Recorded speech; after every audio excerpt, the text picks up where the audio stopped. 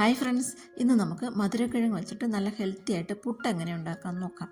നമുക്ക് ബ്രേക്ക്ഫാസ്റ്റിനോ ഡിന്നറിനോ ഒക്കെ കഴിക്കാൻ പറ്റിയ ഒന്നാണിത്. നല്ല ടേസ്റ്റാണ്. കറികളൊന്നും ഇല്ലെങ്കിലും കഴിക്കാൻ പറ്റിയ നല്ലൊരു പുട്ടാണ്. പിന്നെ കടലക്കറിയോ മറ്റെന്തെങ്കിലും കറികളുണ്ടെങ്കിൽ കുറച്ചുകൂടെ ടേസ്റ്റി ആയിരിക്കും.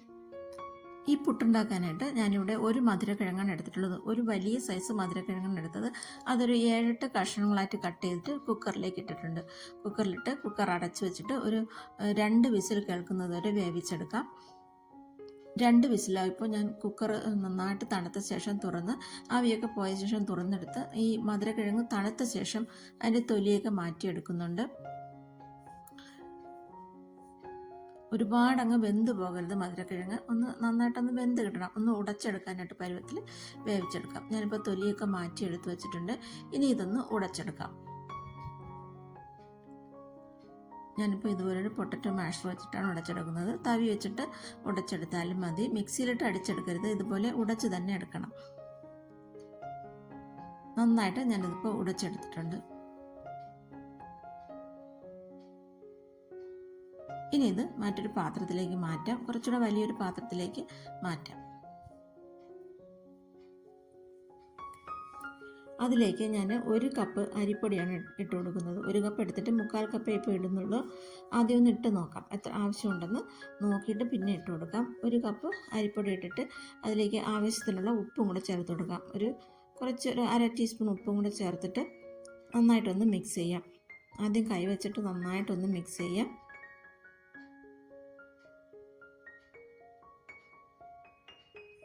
ഒരുപാട് അങ്ങ് കുഴഞ്ഞിരിക്കുവാണെങ്കിൽ കുറച്ചുകൂടെ അരിപ്പൊടി ചേർത്ത് കൊടുക്കണം. വെള്ളമൊന്നും ഒട്ടും ഒഴിക്കണ്ട. ഈ മധുരക്കിഴങ്ങിൻ്റെ ആ ഒരു നനവിൽ തന്നെ പുട്ടിൻ്റെ മാവ് നനച്ചെടുക്കണം.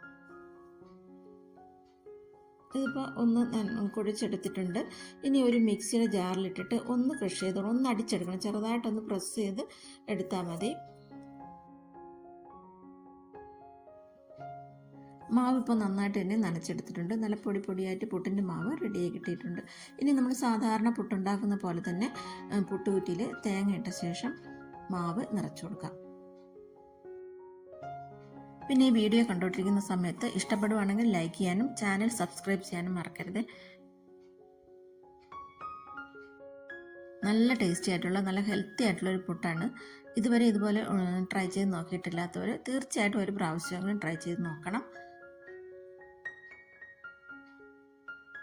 ഇനി ഞാനിത് കുക്കറിൽ വെച്ചിട്ടാണ് ആവി കയറ്റി എടുക്കുന്നത്. കുക്കറിൽ നന്നായിട്ട് ആവി വന്ന ശേഷം കുറ്റി വെച്ച് കൊടുക്കാം. സാധാരണ നമ്മൾ പുട്ടുണ്ടാക്കുന്ന അത്ര സമയം മാത്രം മതി. നമ്മൾ മധുരക്കിഴങ്ങ് വേവിച്ചതായതുകൊണ്ട് ഒരുപാട് സമയമൊന്നും വേണ്ട. സാധാരണ ആവി വരുന്ന സമയം മാത്രം മതി. പുട്ട് ഇപ്പോൾ ആവി വന്നിട്ടുണ്ട്, എടുത്ത് മാറ്റാം. ഞാനിപ്പോൾ ചിരട്ടപ്പുട്ട് മേക്കറിലും കൂടെ ഉണ്ടാക്കുന്നുണ്ട്. അതും വെച്ച് കൊടുക്കാം. ഇനി പുട്ട് കുറ്റിയിൽ നിന്ന് മാറ്റാം.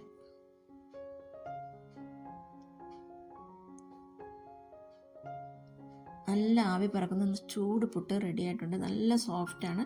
നല്ല ചൂടോടുകൂടി കഴിക്കുകയാണെങ്കിൽ ഒരു കറിയും വേണ്ട. പിന്നെ കടലക്കറിയോ ചിക്കൻ കറിയോ മറ്റെന്ത് കറിയാണെങ്കിലും നമ്മൾ സാധാരണ പുട്ട് കഴിക്കുന്ന പഴം വെച്ചിട്ടാണെങ്കിലും നല്ല ടേസ്റ്റാണ് അത് കഴിക്കാനായിട്ട്. എല്ലാവരും ഒരു പ്രാവശ്യമെങ്കിലും ട്രൈ ചെയ്ത് നോക്കണം. ഞാനിപ്പോൾ ഇത് കടലക്കറിയുടെ കൂടെയാണ് ഞാനിപ്പോൾ സെർവ് ചെയ്തത്. ഈ വീഡിയോ ഇഷ്ടമായെങ്കിൽ ലൈക്ക് ചെയ്യണം, ഷെയർ ചെയ്യണം.